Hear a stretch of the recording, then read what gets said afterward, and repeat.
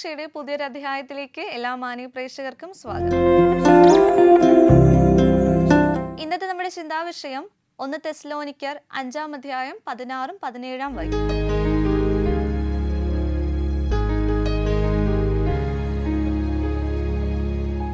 എപ്പോഴും സന്തോഷിക്കുവിൻ, ഇടവിടാതെ പ്രാർത്ഥിക്കുവിൻ. നമുക്കെപ്പോഴും സന്തോഷം ലഭിക്കുന്നത് നമ്മൾ ലോകകാര്യങ്ങളൊക്കെ ചെയ്യുമ്പോഴാണ് അല്ലേ? ലോകത്തിൽ എന്തെങ്കിലുമൊക്കെ ലഭിക്കുമ്പോഴോ അല്ലെങ്കിൽ ലോകത്തിൽ നടക്കുന്ന എന്തെങ്കിലുമൊക്കെ കാര്യങ്ങൾ നമുക്ക് ഭൗതികമായിട്ട് ലഭിക്കുമ്പോഴാണ് നമുക്ക് സന്തോഷം വരുന്നത്. പക്ഷെ ശരിക്കും കർത്താവ് നമ്മളോട് പറയുന്നത് പ്രാർത്ഥിച്ചുകൊണ്ട് സന്തോഷം കണ്ടെത്തുവിൻ, അതായത് പ്രാർത്ഥനയാൽ സന്തോഷിക്കുവിൻ എന്നാണ്. നമ്മൾ പ്രാർത്ഥിക്കുമ്പോൾ എല്ലാവർക്കും മടുപ്പും കാര്യങ്ങളൊക്കെയാണ്. പ്രാർത്ഥിക്കാനിരിക്കുമ്പോൾ ഉറങ്ങുന്നു, പ്രാർത്ഥിക്കാനിരിക്കുമ്പോൾ വേറെ എന്തെങ്കിലും ചെയ്യാൻ തോന്നുന്നു. ശരിക്കും കർത്താവിൻ്റെ പാത സഞ്ചരിച്ച് പ്രാർത്ഥിച്ചുകൊണ്ട് ജീവിക്കുമ്പോൾ കിട്ടുന്ന ഒരു ആനന്ദമുണ്ട്. അത് ആഗ്രഹിച്ചുകൊണ്ടും അല്ലെങ്കിൽ അത് അറിഞ്ഞുകൊണ്ടും നമുക്ക് ഓരോ ദിവസവും കടന്നു പോകാം. ഈ ചിന്തയോടെ ഇന്നത്തെ വചന സമീക്ഷ നമുക്കിവിടെ ആരംഭിക്കാം. ഒരു സ്ഥലത്ത് ഒരു ഗെറ്റ് ടുഗെദർ നടത്തുവാണ്. ഗെറ്റ് ടുഗെദർ എന്ന് പറയുമ്പോൾ നമുക്ക് എല്ലാവർക്കും അറിയാം അല്ലേ? കുറേ വർഷങ്ങൾക്ക് ശേഷം കൂടെ പഠിച്ചതും അടികൂടിയും സന്തോഷിച്ചും ഇങ്ങനെയൊക്കെ നടന്ന കുറേ പേര് ഒത്തുകൂടിയാണ്. അപ്പോൾ ഗെറ്റ് ടുഗെദറിൻ്റെ മെയിൻ ആളാരായിരിക്കും? നമ്മൾ അന്ന് ആ കാലഘട്ടത്തിൽ നമ്മൾ പഠിപ്പിച്ചുകൊണ്ടിരുന്ന സാറ് തന്നെയാണ്. അപ്പോൾ സാറ് വരുന്നു, അതിൻ്റെ എല്ലാ കാര്യങ്ങളൊക്കെ സ്റ്റാർട്ട് ചെയ്യുന്നു. അപ്പോൾ കുറേ വർഷങ്ങൾക്ക് ശേഷം കാണുന്ന കൂട്ടുകാരൊക്കെ തമ്മിൽ സംസാരിക്കുന്നു. കുറേ പേര് അതിൽ വലിയ നിലയിലൊക്കെ എത്തി, പക്ഷെ കുറച്ച് പേര് ഒരു നിലയിലും എത്താണ്ട് കഷ്ടപ്പെട്ട് ജീവിക്കുന്നുണ്ട്. അപ്പോൾ ഇതെല്ലാം ഒറ്റ നോട്ടത്തിൽ നിന്ന് സാറെല്ലാം നോക്കുന്നുണ്ട്, എന്തൊക്കെയാണ് അവർ സംസാരിക്കുന്നതെന്നും അല്ലെങ്കിൽ പണ്ട് കാലഘട്ടത്തിൽ ഒരിക്കലും നന്നാവില്ല എന്ന് പറഞ്ഞവർ നന്നായിരിക്കുന്നത് കാണുമ്പോൾ സാറിന് ഭയങ്കര സന്തോഷവും പിന്നെ രക്ഷപ്പെടാൻ പറ്റാത്ത മക്കളെ ഓർത്ത് ആ സാറിന് ഭയങ്കര വിഷമത്തിലിരിക്കുവാണ്. അപ്പോൾ കുറേ നാൾക്ക് ശേഷം തമ്മിൽ കാണുന്നതുകൊണ്ട് തന്നെ എല്ലാവരും വർഷങ്ങൾക്കുള്ള ഒരു വിശേഷങ്ങൾ പറയാൻ എല്ലാവർക്കും ഉണ്ടാവും. അപ്പോൾ ഓരോരുത്തരെ വിളിച്ചിട്ട് സാറ് പറയുന്നുണ്ട്, നിങ്ങളുടെ ലൈഫിൽ നിങ്ങൾ എന്തൊക്കെ അച്ചീവ് ചെയ്തു അല്ലെങ്കിൽ നിങ്ങളുടെ ലൈഫ് എങ്ങനെയൊക്കെ മാറിയെന്ന് ഓരോരുത്തർ വന്ന് നിന്നും പറയാൻ വേണ്ടി പറയുന്നുണ്ട്.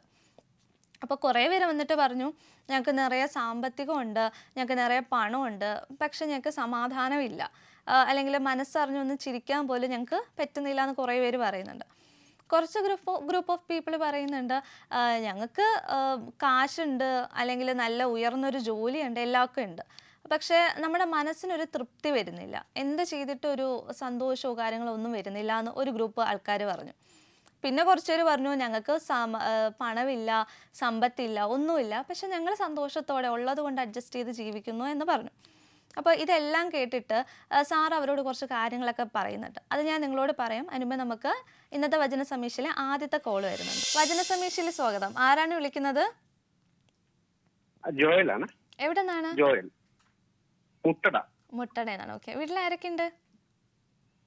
വീട്ടില് അമ്മ, 2 ചേട്ടന്മാരാണ്, അവര് മാരീഡ് ആണ്, സെറ്റിൽഡ് ആണ്. ഓക്കെ. അപ്പോൾ ചേട്ടൻ എന്തെങ്കിലും വർക്ക് ചെയ്യുന്നുണ്ടോ? ഞാൻ അക്വാഗാർഡിലാണ്, വാട്ടർ പ്യൂരിഫയറിന്റെ ടെക്നീഷ്യൻ ആണ്. Okay okay. അപ്പോൾ ഈ വർക്കിന്റെ ഇടയിലൊക്കെ ഈശോയോട് കൂടുതൽ ചേർന്ന് നിൽക്കാൻ പറ്റാറുണ്ടോ? ശുശ്രൂഷയായിട്ട് ബന്ധപ്പെട്ട് ശുശ്രൂഷ ചെയ്യുന്നുണ്ടേ, ദൈവത്തിന്റെ കാരുണ്യം കൊണ്ട് ചെയ്യാൻ പറ്റുന്നുണ്ട്. അതെ ആണ്. ഓക്കെ. അത് വലിയൊരു കൃപയാണ്, ദൈവകൃപയാണല്ലേ? അപ്പൊ എന്നും പള്ളിയിലൊക്കെ പോകാൻ പറ്റാറുണ്ടോ? എന്നും പള്ളി പോകാറുണ്ട്. ഓക്കെ.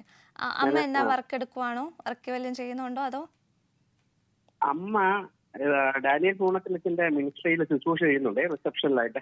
Okay okay. റിസപ്ഷനിസ്റ്റ് ആയിട്ടാണല്ലേ? അതെ. അപ്പൊ ഒരു മുഴുവൻ എന്താ പ്രാർത്ഥന ഫാമിലി ആണ്? ഫുൾ ടൈമർ ആണ്, ദൈവത്തിന്റെ കൃപയാൽ. ഓക്കെ ഏട്ടാ. ഓക്കെ. അപ്പോൾ നമ്മുടെ വചന സമീക്ഷയിൽ നമുക്ക് 4 ചോദ്യങ്ങളായിരിക്കും ചോദിക്കേണ്ടായിരിക്കും കേട്ടോ. ഓക്കെ. അപ്പൊ നമുക്ക് നമ്മുടെ ആദ്യത്തെ ചോദ്യത്തിലോട്ട് കടക്കാവേ. ഓക്കെ. ദൈവവുമായിട്ടുള്ള ഇസ്രായേലിന്റെ ബന്ധം എങ്ങനെയായിരുന്നു? ഇസ്രായേലിന്റെ ഉടമ്പടി ബന്ധമായിരുന്നല്ലോ, സമാധാനത്തിന്റെ ഉടമ്പടി ബന്ധം. അതെ. അതില് എന്തൊക്കെയോ ഉറപ്പിച്ച് വർദ്ധിപ്പിക്കും എന്നൊക്കെ വചനം നമ്മെ ഓർമ്മിപ്പിക്കുന്നുണ്ട്. എന്റെ വാസസ്ഥലം അവരുടെ മധ്യമായിരിക്കുന്നു, ഞാൻ അവരുടെ ദൈവമായിരിക്കുന്നു. അതെ, അവരെനിക്ക് ജനമായിരിക്കും. അതെ അതെ, ശരിയായിട്ടുള്ള ഉത്തരമാണ്. ഉത്തരം, അവരെ ഉറപ്പിച്ച് വർദ്ധിപ്പിക്കും, അവരുടെ നടുവിൽ അവന്റെ വിശുദ്ധ മന്ദിരം സദാകാലത്തും സ്ഥാപിക്കും, അവന്റെ നിവാസം അവരോട് കൂടെ ഉണ്ടാകും, ഞാൻ അവർക്ക് ദൈവവും അവർ എനിക്ക് ജനവുമായിരിക്കും. അപ്പോൾ കർത്താവായിട്ട് ഏറ്റവും കൂടുതൽ അടുത്തിരിക്കുന്നത് കൊണ്ട് തന്നെ കുറേ സാക്ഷ്യങ്ങളൊക്കെ ലൈഫിൽ ഉണ്ടായിട്ടുണ്ടാവണം ഇല്ലേ? അതെ അതെ. ഓക്കെ. അപ്പോൾ നമ്മളോട് ഒന്ന് ഷോർട്ടായിട്ട് ഒരു സാക്ഷ്യം ഷെയർ ചെയ്യാൻ പറ്റുമോ? അപ്പൊ വളരെ മാതാവിനോട് ഞാൻ ഒത്തിരി മാധ്യസ്ഥമായിട്ട് പ്രാർത്ഥിക്കുന്ന ഒരാളാണ്. ഓക്കെ. അപ്പൊ ഒരു ഒരു നിർണായക ഘട്ടത്തിൽ എനിക്ക് 53,000 രൂപ അത്യാവശ്യമായിരുന്നു. പക്ഷെ എനിക്ക് ആരോടും ചോദിക്കാനും വയ്യ, പെട്ടെന്ന് ചോദിച്ചാൽ ആര് തരും ഒന്നും അറിയില്ല. അപ്പൊ ഞാൻ ജപമാല ചൊല്ലി പ്രാർത്ഥിച്ചു. ഓക്കെ. അതായത് ഒരു ദിവസം രാത്രി 7:30-ക്കാണ്. അപ്പൊ ഞാൻ എന്റെ ഒരു സുഹൃത്തുണ്ട്, അപ്പൊ അദ്ദേഹത്തോട് വിളിച്ച് ചോദിക്കാം എന്നൊക്കെ വെച്ചിട്ട് ഞാൻ വിചാരിച്ചു പിറ്റേന്ന് ഞാൻ വിചാരിച്ചു അന്ന് വിളിക്കണ്ട, പിറ്റേന്ന് രാവിലെ വിശുദ്ധ ബലിക്ക് കുർബാന അർപ്പിക്കാൻ പോയി. രാവിലെ വിശുദ്ധ ബലി കഴിഞ്ഞ് അദ്ദേഹത്തെ വിളിച്ചപ്പം എനിക്ക് 53,000 രൂപയാണ് ആവശ്യം. ഒറ്റയടിക്ക് 53,000 ചോദിക്കാൻ മടിച്ചിട്ട് ഞാൻ വിചാരിച്ചു ഒരു 25,000 ചോദിക്കാം. കാരണം എമർജൻസി ഇത്രയും പറഞ്ഞു കഴിഞ്ഞാൽ അയാൾക്ക് തരാനുണ്ടാവൂല്ലെന്ന് ഉറപ്പില്ലാത്തത് കൊണ്ട് അദ്ദേഹം ചെയ്തത്, ഞാന് ഈ വിളിച്ചിട്ട് 25,000 ചോദിച്ചതും അദ്ദേഹം പറഞ്ഞു ചേട്ടാ ഞാന് എന്റെ വീട്ടിലേക്ക് വരുന്നുണ്ടെന്ന് പറഞ്ഞ് വന്നു. എനിക്ക് 53,000 രൂപ എന്റെ കയ്യിൽ തന്നു. എനിക്ക് വേണ്ടത് 53,000 ആയിരുന്നു. പക്ഷെ ഞാൻ 25,000 അദ്ദേഹത്തോട് ചോദിച്ചത്. അപ്പൊ ഈ 53,000 രൂപ എന്നോട് തന്നിട്ട് അദ്ദേഹം പറഞ്ഞൊരു കാര്യം, ചേട്ടാ ഇന്നലെ ഒരു 7:30-ഒക്കെ അദ്ദേഹം അവിടെ ജപമാല ചൊല്ലുന്ന സമയത്ത് മാതാവിന്റെ ഒരു വലിയ പ്രേരണ ഉണ്ടായിരുന്നു, എന്നെ സഹായിക്കണം, ജോയലിനെ സഹായിക്കണമെന്ന്. അപ്പൊ ആ സമയത്ത് ഞാൻ എന്റെ വീട്ടിൽ ജപമാല ചൊല്ലി പ്രാർത്ഥിക്കുകയായിരുന്നു. അപ്പൊ എനിക്ക് ആ സമയത്ത് അദ്ദേഹത്തോട് ചോദിക്കും, പിന്നെ എനിക്കൊരു മനപ്രയാസം ഉണ്ടായിരുന്നു. ഒറ്റയടിക്ക് ഇത്രയും ഒരു എമൗണ്ട് ചോദിക്കുമ്പോൾ അദ്ദേഹത്തിന് തരാൻ പറ്റിയില്ലെങ്കിൽ പുള്ളിക്കൊരു മനോവിഷമം ഉണ്ടാവണ്ടല്ലോ എന്ന് വെച്ചിട്ടേ. പക്ഷെ പിറ്റേന്ന് വേണ്ടത് എനിക്ക് 1 രൂപ കൂടുതലും ഇല്ല, 1 രൂപ കുറവും ഇല്ല. എനിക്ക് എത്രയാണ് വേണ്ടത് അത് കൃത്യം. ഇത് പെട്ടെന്ന് പറഞ്ഞപ്പോ ഞാനൊരു അനുഭവം പങ്കുവെച്ചതേ ഉള്ളൂ. അപ്പൊ നമുക്ക് നമ്മുടെ അടുത്ത ചോദ്യത്തിലോട്ട് കിടക്കാവേ. ഓക്കെ. യഹോവയുടെ വിശുദ്ധ മന്ദിരം എന്നേക്കും അവരുടെ നടുവിൽ ഇരിക്കുമ്പോൾ ജനതകൾ എന്താണ് മനസ്സിലാക്കുന്നത്? ഇതിനെ വിശദീകരിക്കുന്ന ദൈവം കർത്താവ് ഞാനാണെന്ന് ആ ജനത മനസ്സിലാക്കും. അതെ, ശരിയായിട്ടുള്ള ഉത്തരമാണ്. ഉത്തരം ഞാൻ ഇസ്രായേലിനെ വിശദീകരിക്കുന്ന യഹോവ ആകുന്നുവെന്ന്. ഓക്കെ, ശരിയായിട്ടുള്ള ഉത്തരമാണ്. അപ്പോ പാട്ടൊക്കെ പാടാവല്ലോ ഇല്ലേ? ഏത് പാട്ട് പാടണം? ഒരു മരിയൻ ഗീതം മതിയോ? മതി ചേട്ടന്റെ ഇഷ്ടം പോലെ. ഞാന് എന്റെ അമ്മ പോലും എന്നോട് പാടരുതെന്ന് പറയും, എന്റെ സ്വരം അത്ര നല്ലതല്ല. പക്ഷെ ദൈവത്തിന്റെ തിരുനാമം മഹത്വപ്പെടാൻ വേണ്ടിയിട്ട് പാടാം. അതെ, അത് മതി. അമ്മേ അഭയം അമ്മേ ശരണം കണ്ണീർ തുടച്ച് മാറോടു ചേർത്ത് രാരിരം പാടുമെന്നമ്മ. കണ്ണീർ തുടച്ച് മാറോടു ചേർത്ത് രാരിരം പാടുമെന്നമ്മ. സ്വർഗപിതാവെനിക്കായി തന്ന സ്നേഹനിധിയാണെന്നമ്മ. സ്വർഗപിതാവെനിക്കായി തന്ന സ്നേഹനിധിയാണെന്നമ്മ. ജീവിതകാലം മുഴുവനുമേ ജപമാല ചൊല്ലി സ്തുതിക്കാം. ജീവിതകാലം മുഴുവനുമേ ജപമാല ചൊല്ലി സ്തുതിക്കാം. അമ്മേ അഭയം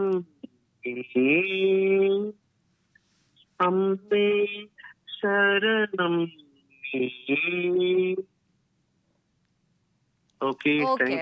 നല്ല പാട്ടായിരുന്നു കേട്ടോ. ഈ പണ്ട് കുഴപ്പമൊന്നും ഇല്ലല്ലോ, പാടുന്നതിന് കുഴപ്പമൊന്നും ഇല്ലല്ലോ. ഈ കാലഘട്ടത്തിൽ എല്ലാരും നന്നായിട്ട് പാടുന്ന ഒത്തിരി പേരുടെ ഇടയിലാണല്ലോ നമ്മള്. ഇത് സത്യത്തില് ദൈവസന്നിധിയിലാകുമ്പോ നമ്മൾ മാത്രമാകുമ്പോഴാ പാടുന്നതേ. ഇപ്പൊ ഇതൊക്കെ ദൈവം തരുന്ന ഒരു അവസരമായിട്ട് ഞാൻ വലിയ വിലമതിപ്പോടെ കാണുന്നു. അതെ, ശരിയാണ്. ഓക്കെ. അപ്പൊ നമുക്ക് നമ്മുടെ അടുത്ത ചോദ്യത്തിലോട്ട് കിടക്കാവേ. ഓക്കെ. അടുത്തതായി ആർക്കെതിരെ പ്രവചിക്കുവാനാണ് യഹോവ യെഹെസ്കേലിനോട് അരുളി ചെയ്തത്? ഗോഗിനെതിരെ. അതെ അതെ, അതില് കുറച്ച് പ്രഭുക്കന്മാർ അത് പറയുന്നുണ്ടല്ലോ, ഒരു 3 പേരുടെ പേര് ബൈബിളിൽ മെൻഷൻ ചെയ്യുന്നുണ്ടല്ലോ. അത് പറയുന്ന നാടുവാഴികൾക്കെതിരെ എന്നാണല്ലോ. നാടുവാഴി, അതായത് മേശക്ക്, തൂബാൽ എന്നിടങ്ങളിലെ പ്രധാന നാടുവാഴികൾക്കെതിരെ. അതെ അതെ, അതാണ് രോഷ്, മേശേക്, തൂബാൽ. ഓക്കെ ഓക്കെ ഓക്കെ, ശരിയായിട്ടുള്ള ഉത്തരമാണ്. ഉത്തരം രോഷ്, മേശേക്, തൂബൽ എന്നിവരുടെ മുഖ്യ പ്രഭുവായ ഗോഗുന് നേരെ. Okay okay okay okay. അപ്പോൾ നമ്മുടെ അവസാനത്തെ ചോദ്യത്തിലോട്ട് കടക്കുന്നതിന് മുന്നേ ആട്ടെ, എപ്പോഴെങ്കിലും ബൈബിള് വായിച്ചു തീർക്കാനുള്ള ഒരു അവസരം കിട്ടിയിട്ടുണ്ടോ? അത് ഒരു പ്രശ്നമാണ്. തലങ്ങും വിലങ്ങും ഒക്കെ വായിച്ചിട്ടുണ്ട്, പക്ഷെ ഓർഡർ അനുസരിച്ചിട്ടൊന്നും വായിക്കാത്തോണ്ടേ. അത് ഇഷ്ടമുള്ളതൊക്കെ സങ്കീർത്തനമൊക്കെ ഒത്തിരി അവർക്ക് വായിച്ചു. പിന്നെ ജെറമിയ പ്രവാചക ഗ്രന്ഥങ്ങളൊക്കെ ഒത്തിരി വായിച്ചു. പക്ഷെ പഴയ നിയമത്തിലേക്ക് ഉൽപ്പത്തി, പുറപ്പാടൊക്കെ ചരിത്രം അറിയാമെങ്കിലും ഈ കണ്ടിന്യൂസ് ആയിട്ട് അങ്ങനെ വായിച്ചൊരു, ഇപ്പൊ സത്യത്തില് അത് അങ്ങനെ ആരംഭിച്ചിട്ടുണ്ട് തുടക്കം മുതലേ. ഇപ്പൊ ഇത്തിരി കൂടുതൽ സമയം കണ്ടെത്തുന്നുണ്ട്. അത് പൂർത്തിയാക്കാൻ കർത്താവ് സഹായിക്കട്ടെ. ഇപ്പൊ വായിച്ച കൂട്ടത്തിൽ നിന്ന് ഏറ്റവും കൂടുതൽ മനസ്സിന് ടച്ച് ചെയ്തൊരു വചനം ഞങ്ങളോടൊന്ന് ഷെയർ ചെയ്യാൻ പറ്റുമോ? അയ്യോ, അങ്ങനെ ചോദിച്ചാൽ ഒത്തിരി വചനമുണ്ട്, എന്നാലും പറയാം. മുല കുടിക്കുന്ന കുഞ്ഞിനെ പെറ്റമ്മ മറക്കുമോ? പുത്രനോട് പെറ്റമ്മ കരുണ കാണിക്കാതിരിക്കുമോ? അവൾ നിന്നെ മറന്നാലും ഞാൻ നിന്നെ മറക്കുകയില്ല എന്ന വചനമാണ്. അതെ, അത് ഭയങ്കര ഇഷ്ടമാണ് എനിക്ക്. അങ്ങനെ തെരഞ്ഞെടുത്ത് പറയാൻ ഒത്തിരി വചനമുണ്ട്, എന്നാലും പെട്ടെന്ന് വന്ന വചനം അതായിരുന്നല്ലേ? അതെ അതെ അതെ. ഓക്കെ, നമ്മളിപ്പോ മാതാവിന്റെ ഉദരത്തിലാവുന്നതിന് മുന്നേ ദൈവം നമ്മളെ അറിയുന്നു എന്നാണല്ലോ സങ്കീർത്തനത്തിലൂടെ കർത്താവ് നമ്മളെ ഓർമ്മിപ്പിക്കുന്നത്. അതെ അതെ, ഓക്കെ ഏട്ടാ, ഓക്കെ. അപ്പൊ നമുക്ക് നമ്മുടെ അവസാനത്തെ ചോദ്യത്തിലൂടെ കിടക്കാവേ. യഹോവ ഗോഗിനെയും അവന്റെ സകല സൈന്യം, എല്ലാ കുതിരകൾ, സർവായുധം ധരിച്ച കുതിരച്ചേവകൾ, വാള്, വൻപരിച, ചെറുപരിച എന്നിവ എടുത്ത് മഹാസമുദ്രത്തെയും എങ്ങനെയാണ് പുറപ്പെടുവിച്ചത്? അത് പറയുന്നത് ഞാൻ നിന്നെ തിരിച്ചു നിർത്തി നിന്റെ കടവായിൽ കൊളുത്തിട്ട് പുറത്തു കൊണ്ടുവരും. അതെ അതെ അതെ, ശരിയായിട്ടുള്ള ഉത്തരമാണ്. ഉത്തരം അവനെ പിന്തിരിപ്പിച്ച് അവന്റെ താടിയിൽ ചൂൽ കൊളുത്തി. ഓക്കെ, അത് നമ്മളെ ബൈബിളിന്റെ ഒരു വ്യത്യാസം വരുന്നുണ്ട്. അപ്പോ 4 ചോദ്യങ്ങൾക്കും കറക്റ്റായിട്ടുള്ള ഉത്തരം നൽകിയിട്ടുണ്ട്. അപ്പോ ഇനിയും വചന സമീക്ഷയിലോട്ട് വിളിക്കുക, പ്രാർത്ഥിക്കുമ്പോഴൊക്കെ ഞങ്ങൾ ഓരോരുത്തരെ ഓർക്കുക. തീർച്ചയായിട്ടും. ഓക്കെ ഏട്ടാ, ഓക്കെ, താങ്ക് യു ഏട്ടാ. God bless you. Thank you. Same to you. ജോയിലുണ്ടായിരുന്നു നമ്മളെ വിളിച്ചിട്ടുണ്ടായിരുന്നത്. ഈശോയായിട്ട് അധികം കൂടുതൽ ക്ലോസ് ആയിട്ട് നിൽക്കുന്ന ഒരാളാണ്. അപ്പോൾ ഇനി ഞങ്ങളെ വിളിക്കുമെന്നും പ്രാർത്ഥനയിലൊക്കെ ഓർക്കുമെന്ന് ചേട്ടൻ പറഞ്ഞിട്ടുണ്ട്. അപ്പോൾ ചേട്ടനെ ഞങ്ങൾ ഓരോരുത്തരും ഓർക്കുന്നുണ്ട് കേട്ടോ. അപ്പോൾ നമ്മുടെ കഥയുടെ മറ്റു ഭാഗത്തിലോട്ട് നമുക്ക് തിരിയാം. അപ്പോൾ സാർ ഈ ഓരോരുത്തരുടെയും പ്രശ്നങ്ങളൊക്കെ കാണുന്നുണ്ട്. അപ്പോൾ എന്താണെന്ന് പറഞ്ഞ് മനസ്സിലാക്കാൻ നമുക്കറിയാമല്ലോ, ഈ അധ്യാപകരൊക്കെ പറയുന്നതിലും കൂടുതൽ അവർ ഈ പ്രാക്ടിക്കൽ കണക്ക് കാണിച്ചാണ് കൊടുക്കാറില്ലേ? ഇതുപോലെ ചെയ്താൽ അത് പിള്ളേർക്ക് പെട്ടെന്ന് ഗ്രാസ്പ് ആവാൻ വേണ്ടിയിട്ടാണ് അവരിങ്ങനെ ചെയ്യുന്നത്. അപ്പോൾ ഈ പിള്ളേർ ഇത്രയും വലുതായിട്ടും ആ അധ്യാപകൻ ചെയ്തത് ഒരു പ്രാക്ടിക്കൽ രീതിയിൽ തന്നെ അവരുടെ ജീവിതം എന്താണെന്ന് മനസ്സിലാക്കി കൊടുക്കാമെന്ന് ആൾ ചിന്തിക്കുന്നുണ്ട്. അപ്പോൾ അതിന് വേണ്ടിയിട്ട് ആൾ കുറേ കപ്പുകളും സാധനങ്ങളൊക്കെ എടുത്ത് വെക്കുന്നുണ്ട്. അതിൻ്റെ കൂടുതലായിട്ട് ഞാൻ നിങ്ങളോട് പറയാം. അതിനുമ്പോൾ നമുക്ക് ഒരൊറ്റ കോളോടെ വരുന്നുണ്ട്. വചന സമീക്ഷയിലേക്ക് സ്വാഗതം. ആരാണ് വിളിക്കുന്നത്? എവിടെ നിന്നാണ്? മല്ലപ്പള്ളി. മല്ലപ്പള്ളി. ഓക്കെ, വീട്ടിൽ ആരൊക്കെ ഉണ്ട്? ഞാനും ഹസ്ബൻഡും. ഞങ്ങൾ രണ്ടുപേരേ ഉള്ളൂ ഇപ്പൊ. ഓ, നിങ്ങൾ രണ്ടുപേരേ ഉള്ളൂ അല്ലേ? ഹൗസ് വൈഫ് ആണോ? അതെ. ഓക്കെ. അപ്പോ പള്ളിയിലൊക്കെ എന്നും പോവാൻ പറ്റാറുണ്ടോ? എന്തോ? നിവൃത്തിയുള്ളിടത്തോളം പോകും. ആണല്ലേ?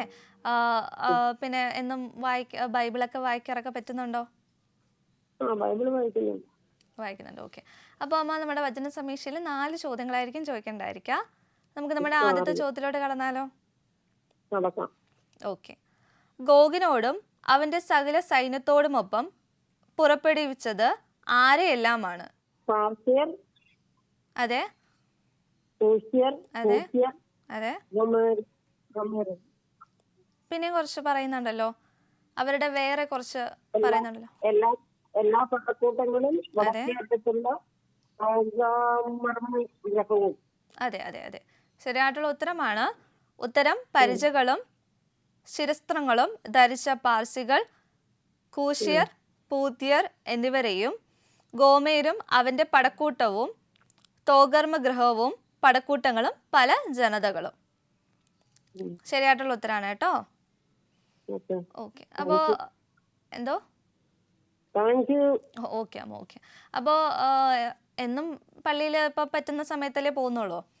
അപ്പോൾ സൺഡേയിലും ഉണ്ടല്ലോ. ഓക്കെ, സാഹചര്യം ഉണ്ടെങ്കിൽ പോകാറുണ്ട്.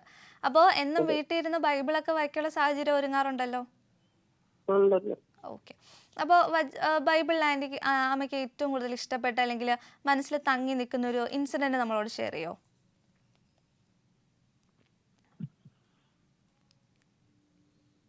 ദൈവം നല്ലവനാകുന്നു. അത് നമുക്ക് എപ്പോഴും നല്ലവനാകുന്നു നല്ലവനാകുന്നു പറയാൻ, അതെല്ലാം വേറൊന്നും ഇല്ല പറയാം. അമ്മ അതൊന്നുകൂടെ ഒന്ന് പറയോ? ദൈവം നല്ലവനാകുന്നു, വിശ്വസനാകും. നമ്മളെ ദുഃഖങ്ങളിലും പ്രയാസങ്ങളിലും വേദനയിലും എല്ലാം കൂടെ ആശ്വസിപ്പിക്കുന്നവന്.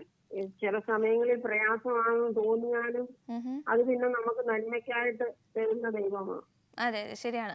നമുക്ക് സന്തോഷവും ദുഃഖവും ഒക്കെ നൽകുന്ന കർത്താവ് തന്നെയാണല്ലേ? അതെ അതെ, ഓക്കെ അമ്മ, ഓക്കെ. അപ്പോൾ നമുക്ക് നമ്മുടെ അടുത്ത ചോദ്യത്തിലോട്ട് കിടക്കാവേ. ഉം. ഗോഗ് മേധാവിയായിരുന്നത് ആർക്കൊക്കെയാണ്? എല്ലാ പടക്കൂട്ടങ്ങൾക്കും ജാതികൾക്കും.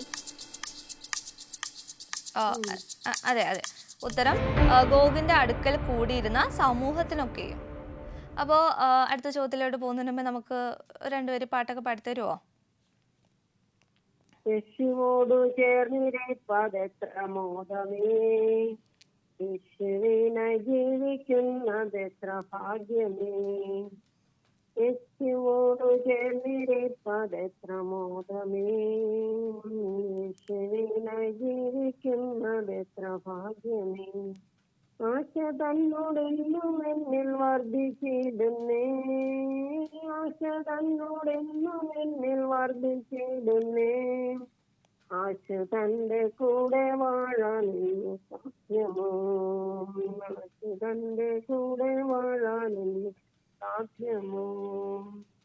യേശുവോടു ചേർന്നിരിപ്പതെത്ര മോദമേ, യേശുവിനായി ജീവിക്കുന്നതെത്ര ഭാഗ്യമേ.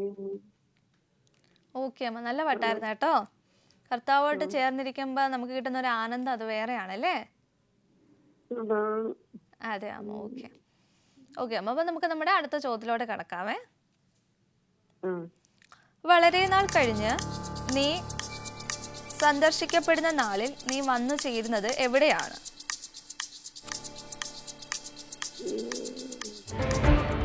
ഉത്തരം വാളിൽ നിന്ന് രക്ഷിക്കപ്പെട്ടതും പല ജനതകളിൽ നിന്ന് ശേഖരിക്കപ്പെട്ടതുമായ ഒരു രാജ്യത്തിലേക്ക്. ഓക്കെ അമ്മ, ഓക്കെ. അപ്പോൾ നമുക്ക് നമ്മുടെ അവസാനത്തെ ചോദ്യത്തിലോട്ട് കിടക്കാവേ. അവർ എല്ലാവരും ജനതകളുടെ ഇടയിൽ നിന്ന് വന്ന് സുരക്ഷിതരായി വസിക്കുന്നത് എവിടെയാണ്?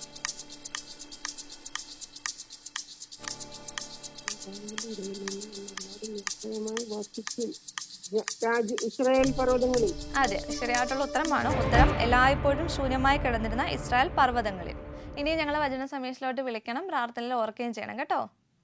വിളിക്കാം, നിങ്ങളും വിളിക്കണം. ഇതിപ്പോ ഞാൻ പറയാതെ ശരിയാകാൻ ഞാൻ കൊണ്ട് നിങ്ങൾ വിളിക്കാതിരിക്കല്ലേ. അയ്യോ, അങ്ങനെയൊന്നുമില്ല, അത് കുഴപ്പമൊന്നുമില്ല. ഓക്കെ കേട്ടോ, പ്രാർത്ഥനയിൽ ഓർക്കണേ. Thank you, god bless you. ഞങ്ങളെ ഓർക്കുക. ഓർക്കാം. സൂസൻ അമ്മയാണ് നമ്മളെ വിളിച്ചിട്ടുണ്ടായിരുന്നത്. ആള് നല്ലോണം ഉത്തരങ്ങളൊക്കെ പറഞ്ഞിട്ടുണ്ട്, നല്ല പാട്ടൊക്കെ പാടി തന്നിട്ടുണ്ട്. ഇനിയും ഞങ്ങളെ വചന സമീക്ഷയിലോട്ട് വിളിക്കുക, പ്രാർത്ഥനയിൽ ഓർക്കുകയും ചെയ്യാം കേട്ടോ. അപ്പോൾ നമ്മുടെ കഥയുടെ മറ്റു ഭാഗത്തിലോട്ട് നമുക്ക് തിരിയാം. അപ്പോൾ ഈ അധ്യാപകൻ കുറേ കപ്പുകൾ നിരത്തി വെക്കുന്നുണ്ട് ഈ കുട്ടികളുടെ മുന്നിൽ. അതിൽ കുറേ കപ്പുകളൊക്കെ നല്ല ഭംഗിയുള്ള കപ്പുകൾ, അതിൻ്റെ ഉള്ളിൽ കാപ്പി ഒഴിച്ച് വെച്ചേക്കുവാണ്, ഇവർക്ക് കൊടുക്കാൻ വേണ്ടിയിട്ട് വെച്ചേക്കുക. എന്നിട്ട് കുറേ കപ്പുകളൊക്കെ നല്ല ഭംഗിയുള്ള കപ്പുകളും ബാക്കി കുറച്ച് കപ്പുകളൊക്കെ ഇച്ചിരി ഭംഗി കുറഞ്ഞതും അല്ലെങ്കിൽ കുറേ നാൾ പഴക്കമുള്ളൊരു കപ്പുകളായിട്ടാണ് വെച്ചേക്കുന്നത്. അപ്പോൾ അധ്യാപകൻ എല്ലാവരുടെ മുന്നിൽ നിന്ന് പറഞ്ഞു, നിങ്ങൾക്ക് ഇഷ്ടപ്പെട്ട കപ്പുകളൊക്കെ എടുത്തോളൂ, നിങ്ങൾക്ക് കാപ്പി കുടിക്കേണ്ടതില്ല എടുത്തോളൂ എന്ന് പറഞ്ഞു. അപ്പോൾ അതിൽ കുറേ പേര് വന്നിട്ട് ആദ്യമേ വന്ന് അതിൽ ഏറ്റവും ഭംഗിയുള്ള കപ്പിൽ കാപ്പി എടുത്ത് കുടിക്കാൻ വേണ്ടി എടുത്തുകൊണ്ട് പോയി. ഏറ്റവും അല്ലെങ്കിൽ കുറേ നാൾ പഴക്കമുള്ളതും ഒരു ഭംഗിയില്ലാത്തതുമായ കപ്പുകൾ അവിടെ എക്സിസ്റ്റ് ചെയ്ത് സ്റ്റിൽ അവിടെ ഇരിപ്പുണ്ടായിരുന്നു. അപ്പോൾ അധ്യാപകൻ ഇതെല്ലാം ശ്രദ്ധിക്കുന്നുണ്ട്. ഇതിന് ബദലായിട്ട് അധ്യാപകൻ എന്താ പറഞ്ഞത് ഞാൻ നിങ്ങളോട് പറയാം. അതിനുമുമ്പേ നമുക്ക് ഇന്നത്തെ എപ്പിസോഡിൽ അവസാനത്തെ കോൾ വരുന്നുണ്ട്. വചന സമേഷിലേക്ക് സ്വാഗതം. ആരാണ് വിളിക്കുന്നത്? എവിടെ നിന്നായിരുന്നു? തിരുവനന്തപുരം. ഓ, ട്രിവാൻഡ്രത്താണല്ലേ? ഓക്കെ ഓക്കെ, ശരി ശരി ശരി. അപ്പോൾ നമ്മുടെ വചന സമീക്ഷയിൽ 4 ചോദ്യങ്ങളായിരിക്കും ചോദിക്കേണ്ടായിരിക്കുക. നമുക്ക് ആദ്യത്തെ ചോദ്യത്തിലോട്ട് കടന്നാലോ? ഓക്കെ. ഗോഗും അവന്റെ എല്ലാ പടക്കൂട്ടങ്ങളും അവനോട് കൂടെയുള്ള പല ജനതകളും ഇസ്രായേലിലേക്ക് കടന്നു വരുന്നതും ദേശത്ത് സംഭവിക്കുന്നതും എന്താണ്?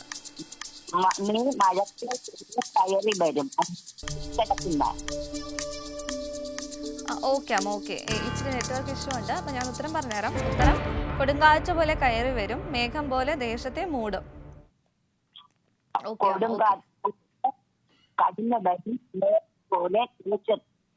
ഓക്കെ. അപ്പോൾ നമുക്ക് നമ്മുടെ അടുത്ത ചോദ്യത്തിലോട്ട് കിടക്കാവേ. ഓക്കെ. ഇസ്രായേൽ കടന്ന ശേഷം ഗോഗിന്റെ ഹൃദയത്തിൽ തോന്നിയ ദുരാലോചനകൾ എന്തെല്ലാമായിരുന്നു? കന്നുകാലികളെയും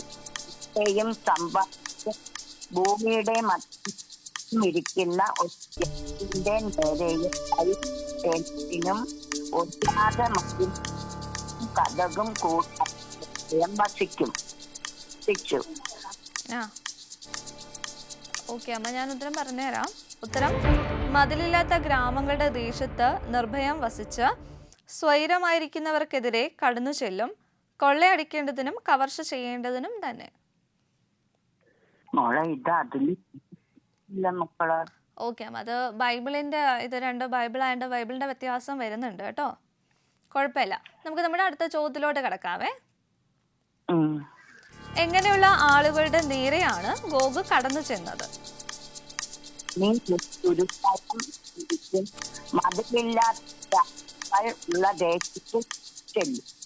അതെ അതെ, ശരിയായിട്ടുള്ള ഉത്തരമാണ്. ഉത്തരം: മതിലും ഓടാമ്പലും കഥകും കൂടാതെ നിർഭയം വസിച്ച് സ്വൈര്യമായിരിക്കുന്നവർക്കെതിരെ. ഓക്കെ, നമുക്ക് നമ്മുടെ അവസാനത്തെ ചോദ്യത്തിലോട്ട് കിടക്കാവേ. കവർച്ച ചെയ്യുവാനും ഏറ്റവും വലിയ കൊള്ള നടത്തുവാനും ആകുന്നുവോ നീ നിന്റെ സമൂഹത്തെ കൂട്ടിക്കൊടുക്കാവുന്നത് എന്ന് ഗോഗിനോട് ചോദിച്ചത് ആരാണ്? ധനത്തെയും കന്നുകാലികളെ സമ്പാദിച്ചും മധ്യവഹിക്കുന്ന ഒരു ജനതയും ഒട്ടൊഴിയാത്ത ഓടമ്പും. ഓക്കെ ഓക്കെ, ഞാൻ ഉത്തരം പറഞ്ഞുതരാം. ഉത്തരം: ഷേവയും ദനാനും തർശീഷ് കച്ചവടക്കാരും അതിലെ സകല ബാലസിംഹങ്ങളും. ഓക്കെ ഓക്കെ, ശരി അമ്മ, ശരി. അപ്പോൾ ഇനി വചന സമീക്ഷയിലോട്ട് വിളിക്കുക, പ്രാർത്ഥനയിൽ ഓർക്കുകയൊക്കെ ചെയ്യണം കേട്ടോ. ഓക്കെ ഓക്കെ അമ്മ, താങ്ക് യു. ഷെല്ലി ആൻറ്റിയായിരുന്നു നമ്മളെ വിളിച്ചിട്ടുണ്ടായിരുന്നത്. ആളീ നെയ്യാറ്റിൻകര ഭാഗത്തൊക്കെയാണ്. അപ്പോൾ എനിക്കൊന്ന് നല്ല ഉൾപ്രദേശത്താണ് താമസിക്കുന്നത് ആള്. അപ്പോൾ നെറ്റ്വർക്കൊന്നും ആൾക്ക് നല്ലോണം കിട്ടുന്നില്ല. പക്ഷെ പ്രാർത്ഥിക്കാനും പാട്ടൊക്കെ പാടാൻ ആൾക്ക് ഭയങ്കര ആഗ്രഹമുണ്ട്. പക്ഷേ ഇഷ്യൂ കാരണം നമുക്കൊന്നും കണക്റ്റ് ആകുന്നില്ല. അപ്പോൾ അമ്മയ്ക്ക് നല്ലൊരു ഫോണൊക്കെ കിട്ടട്ടെ, നല്ല കണക്ഷനൊക്കെ കറക്റ്റായി കിട്ടട്ടെ. അപ്പോൾ അത് നമുക്ക് എല്ലാവർക്കും പ്രാർത്ഥിക്കാം. അപ്പോൾ അമ്മ ഇനിയും ഞങ്ങളെ വിളിക്കണം, പ്രാർത്ഥനയിലൊക്കെ ഓർക്കുകയും ചെയ്യണം കേട്ടോ. അപ്പോൾ നമ്മുടെ കഥയുടെ ലാസ്റ്റ് ഭാഗത്തിലോട്ട് നമുക്ക് തിരിയാം. അപ്പോൾ ഈ അധ്യാപകൻ നോക്കിയപ്പോൾ ഈ ഉപയോഗശൂന്യമായ, അതായത് ഇച്ചിരി ഭംഗിയൊന്നും ഇല്ലാത്ത കപ്പുകളൊക്കെ എല്ലാം അവിടെ ഇരിപ്പുണ്ട്. ഭംഗിയുള്ള കപ്പുകളൊക്കെ എല്ലാവരും എടുത്തുകൊണ്ടും പോയി. അപ്പോൾ അധ്യാപകൻ അവരെല്ലാവരോടും ചേർന്നൊരു കാര്യം പറയുന്നുണ്ട്. ഈ കപ്പെന്ന് പറയുന്നതാണ് പണം, സമ്പാദ്യം, അല്ലെങ്കിൽ നമ്മൾ ആഗ്രഹിക്കുന്ന ജീവിത ശൈലിയൊക്കെ. അതിൻ്റെ ഉള്ളിൽ ഇരിക്കുന്ന കാപ്പി എന്ന് പറയുന്നതാണ് ജീവിതം. ശരിക്കും നമുക്ക് കപ്പ് കൊണ്ട് പ്രത്യേകിച്ച് ഉപയോഗമൊന്നുമില്ല. പക്ഷെ ശരിക്കും നമ്മൾ ആ കാപ്പി കുടിച്ചാലോ നമുക്ക് ഒരു നേരത്തുള്ള ഈ ഒരു ബേസിക് നീഡ്, ഒരു മനുഷ്യൻ്റെ ബേസിക് നീഡ് എന്ന് പറയുമ്പോൾ എന്താണ്? ഒരു ഷെൽട്ടർ, അല്ലെങ്കിൽ ഫുഡ്, വാട്ടർ, അതൊക്കെയാണ്. അപ്പോൾ ഈ കപ്പും വാട്ടറും വെച്ച് കമ്പയർ ചെയ്യുമ്പോൾ നമുക്കറിയാമല്ലോ അതിന് ഏറ്റവും കൂടുതൽ ഇമ്പോർട്ടൻസ് ഉള്ളത് വാട്ടറിന് തന്നെയാണ്, വെള്ളത്തിന് തന്നെയാണ്. അപ്പോൾ എല്ലാവരും പുറമോടി ക്രിയേറ്റ് ചെയ്യുക, അല്ലെങ്കിൽ പുറമോടി നന്നായിട്ടിരിക്കുക. അതായത് നിറയെ കാശ് വേണം, നിറയെ പണം വേണം, നിറയെ സമ്പാദ്യം വേണം എന്നൊരു ചിന്താഗതിയാണ് എല്ലാവർക്കും ഉള്ളത്. അതിൻ്റെ ഉള്ളിലുള്ള ജീവിതം, അതായത് കാപ്പി എന്ന് പറയുന്ന ജീവിതം, അതാണ് ഇമ്പോർട്ടൻ്റ് ആയിട്ടുള്ളൊരു കാര്യം. അത് ആരും സ്റ്റേബിൾ ആക്കാൻ ശ്രമിക്കുന്നില്ല. ജീവിതത്തിൽ ഒരു ഭാഗം കഴിഞ്ഞു കഴിയുമ്പോൾ പിന്നെ നമ്മുടെയൊക്കെ നോട്ടം എല്ലാവരിൽ നിന്നും ഉയർന്നു നിൽക്കുക, അല്ലെങ്കിൽ അവൻ നന്നായിരിക്കുന്നു അതിൽ നിന്നും നമ്മൾ നന്നായിരിക്കണം അല്ലെങ്കിൽ വലുതായിട്ടിരിക്കണം എന്നൊരു ചിന്താഗതി തന്നെയാണ്. അപ്പോൾ ഓരോ മനുഷ്യനെയും ജീവിതം കുടിയിൽ കൊണ്ട് ചാടിപ്പിക്കുന്നതിൻ്റെ മെയിൻ റീസണും ഇതുപോലെ ദുരാഗ്രഹമാണ്. ആവശ്യമില്ല, കർത്താവ് നമുക്ക് ബേസിക് ആയിട്ടുള്ള എല്ലാ കാര്യങ്ങളും തന്നിട്ടുണ്ട്. അതുകൊണ്ട് നമുക്ക് സന്തോഷത്തോടെ പോവാനോ അല്ലെങ്കിൽ അത് ആഗ്രഹിച്ച് അത് നമ്മൾ മറ്റുള്ളവർക്ക് ഉള്ളത് മറ്റുള്ളവർക്ക് കൊടുത്ത് ജീവിക്കുമ്പോൾ അതിൽ കിട്ടുന്ന ഒരു സന്തോഷ സമാധാനമൊക്കെ ഡിഫറെൻ്റ് ആണ്. അല്ലാതെ മറ്റവന് അയൽക്കാരന് നിറയെ ഉണ്ട്, അതുപോലെ എനിക്കൊരു വലിയ വീട് വേണം, അല്ലെങ്കിൽ അവന് വലിയൊരു കാറുണ്ട്, അതുപോലെ ഒരു കാറ് ഞങ്ങൾക്കും വേണം എന്ന് ചിന്തിക്കാൻ നിന്നാൽ നമ്മുടെ ജീവിതം ഈ മണ്ണ് ഒടിഞ്ഞു പോകുന്ന കണക്ക്, അല്ലെങ്കിൽ ഈ കപ്പൊന്നും തറയിൽ വീണ് പൊട്ടിപ്പോകുന്ന കണക്ക് നമ്മുടെ ജീവിതവും നശിച്ചു പോകത്തേ ഉള്ളൂ. പ്രത്യേകിച്ച് ഉപയോഗമൊന്നും ഉണ്ടാകത്തുമില്ല. അപ്പോൾ ഈ ചിന്തയോടെ ഇന്നത്തെ നമ്മുടെ വചന സമീക്ഷ ഇവിടെ അവസാനിക്കുകയാണ്. ഒരു കപ്പും അല്ലെങ്കിൽ ഒരു കാപ്പിയും മാറ്റിമറിക്കുന്നൊരു ജീവിതം ഡിഫറെൻ്റ് ആണ്. പുറമോടി നമ്മളെപ്പോഴും നന്നാക്കി വെക്കാതെ ഉള്ളെപ്പോഴും നന്നാക്കി വെക്കുക. ഇന്നത്തെ നമ്മുടെ സ്റ്റാർട്ടിങ്ങിൽ പറഞ്ഞ വചനം അതാണ്. സന്തോഷിക്കുക, പ്രാർത്ഥന കൊണ്ട് സന്തോഷിച്ച് ജീവിക്കാനാണ് നമ്മുടെ ഇന്നത്തെ വചനം ഓർമ്മിപ്പിക്കുന്നതും അതുതന്നെയാണ്. പ്രാർത്ഥിക്കുക, അതിൽ നിന്ന് ലഭിക്കുന്ന സന്തോഷങ്ങളും അല്ലെങ്കിൽ അതിൽ നിന്ന് ലഭിക്കുന്ന ആനന്ദവും നമ്മൾ അറിഞ്ഞ് ജീവിക്കുക. അപ്പോൾ നമ്മൾ ഇന്നത്തെ വചന സമീക്ഷ ഇവിടെ നിർത്തുകയാണ്. അപ്പോൾ ഇനിയും നല്ല നല്ല ചോദ്യങ്ങളും നല്ല നല്ല കോൾസും നല്ല നല്ല കഥകളുമായിട്ട് ഞാൻ നിങ്ങളുടെ മുന്നിൽ വരുന്നതായിരിക്കും. കർത്താവ് എപ്പോഴും നിങ്ങളെ അനുഗ്രഹിക്കട്ടെ. Thank you.